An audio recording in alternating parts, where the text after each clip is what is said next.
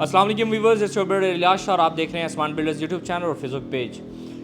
पिछले दिनों इंस्टाग्राम पे एक बहुत अच्छा कमेंट आया था कि भाईजान किचन की वाटर प्रूफिंग को छोड़ें, कॉकरोच फ्री या कॉकरोच प्रूफ हमें कोई किचन का बताएं तो ही हम आपको मानेंगे। तो ऑलरेडी इस सब चीज़ों पे बात करता हूँ, आज स्पेशल इसके ऊपर बात करेंगे कि आप अपने किचन को कॉकरोच फ्री कैसे कर सकते हैं।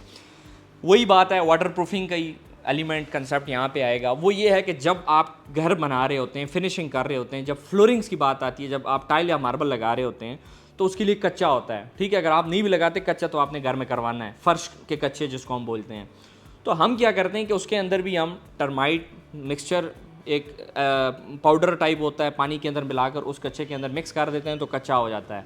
एक प्रोसेस ये हो गया, आपका कच्चा सूख गया, ड्राई हो गया, पक्का हो गया।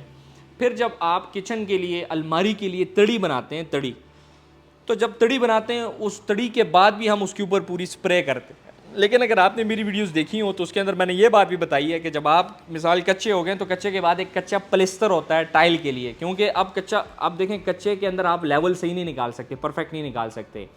तो मिसाल आपके पास एक एरिया है, आपने पानी का रुख निकालना है, वाटर लेवल निकालना है, स्लोप निकालनी है, तो उसके लिए कच्चा सा प्लिस्तर होता है। तो जब कच्चा प्लिस्तर हम करवा लेते हैं तो स्कर्टिंग की जितनी जगह होती हैं कॉर्नर्स, उसके अंदर भी हम स्प्रे करते हैं, वो स्प्रे होती है।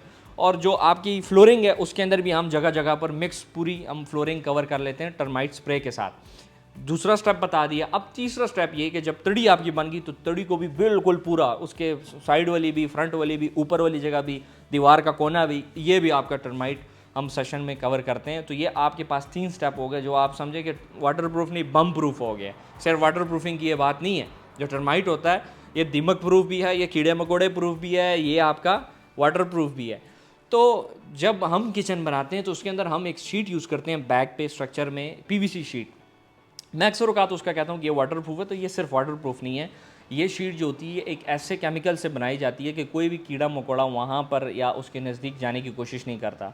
वैसे तो अगर आपको मैं बताऊं तो अगर आप जो नॉर्मल हमारे पास स्ट्रक्चर्स बनते हैं लेमिनेशन के मॉड्यूलर किचन में, तो अगर आप लेमिनेशन शीट भी लगा लेते हैं तो कीड़े मकोड़े अंदर नहीं आ सकते हैं। लेकिन हाँ, बाहर तो घूम सकते हैं ना।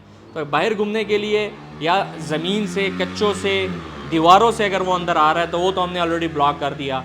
आगे आपने वाटर प्रूफ शीट लगा ली तो फिर कोई बात आपकी ना आ रही। फिर ये आप समझे कि आपका इन सब बलाओं से छुटकारा हो गया है, ये आपका बम प्रूफ किचन हो गया है।